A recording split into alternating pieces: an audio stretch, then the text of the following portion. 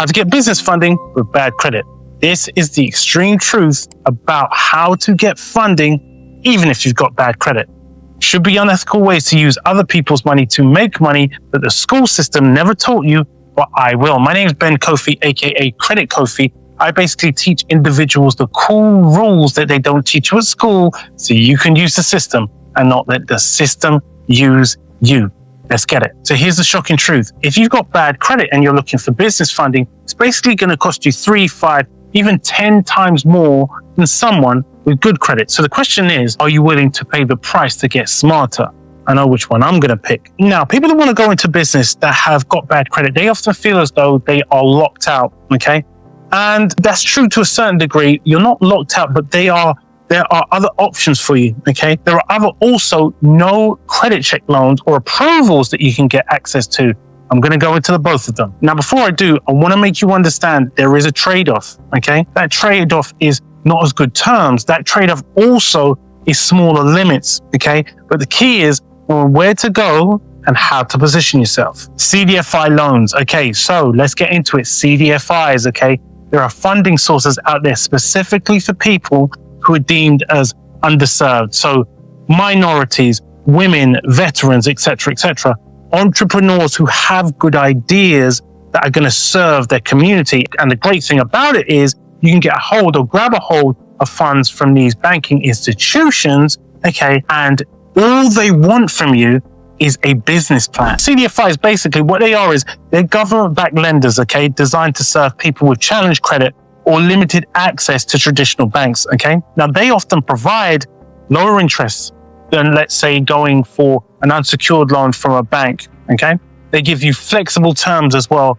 The underwriting guidelines or the underwriters aren't as strict and stringent, okay? They just want to see that you've got a good projections and you're well put together. Now, the thing is, what do you need in order to get a CDFI loan? Now, here's what it's really all about, okay? It has nothing to do with the perfect credit score, okay? But what it does have to do with is, so if you've already started up a project, they want proof of business income, even if it's small, okay?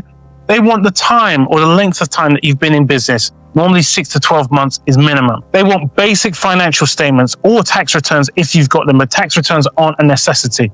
They want you to have the willingness for you to work with any technical assistance programs, subprime lenders, the high-risk highway. Now, what if you could get funded in 24 to 48 hours, no matter what your credit score was, okay? Sounds like a dream to most people, okay? But it's actually not a fantasy. Let me give it to you. Now, there are subprime lenders out there that are fast, okay? But they're fast, however, they are expensive. You've got bad credit, what do you expect?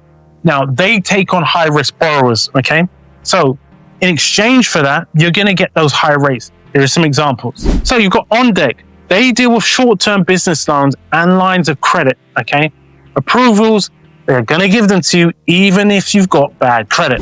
Blue Vine's another one. Really flexible for lines of credit and lower credit borrowers. And last but never least, you've got Fundbox. Easy approvals, great for new businesses. Now, as I've mentioned before, you're going to pay. But if you want fast capital, you want fast turnaround in order to make money with money, those guys, they're going to deliver.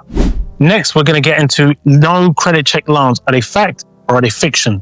Let's get it. So the question is, can you really get a loan in the United States of America without having a credit check, a no credit check loan? And the answer is, the simplistic answer is yes. There are things like MCA loans, okay? There are things like invoice factoring. Now, these types of loans are based upon a business already having income. So, for example, MCA loans are loans that are quick and rapid against the sales of a particular business. So they're really, really good for things like, I'm going to give you some examples, restaurants, mechanics, barbershops, stores like corner stores that turn over. So the types of businesses that turn over money very, very quickly.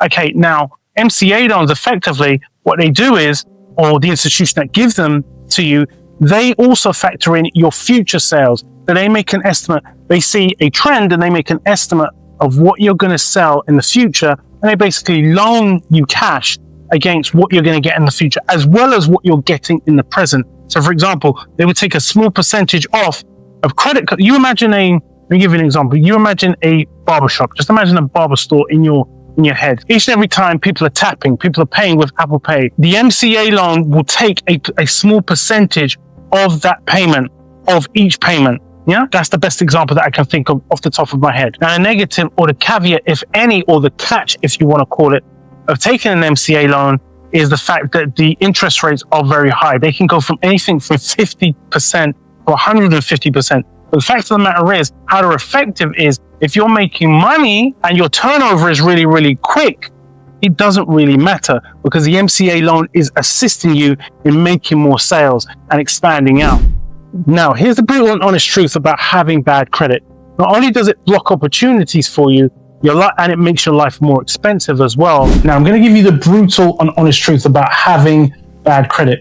It doesn't just block loans or block you from getting loans and block opportunities. It also makes your dollars expensive, the dollars that you get in funding, anything from 3 to 10 times more expensive.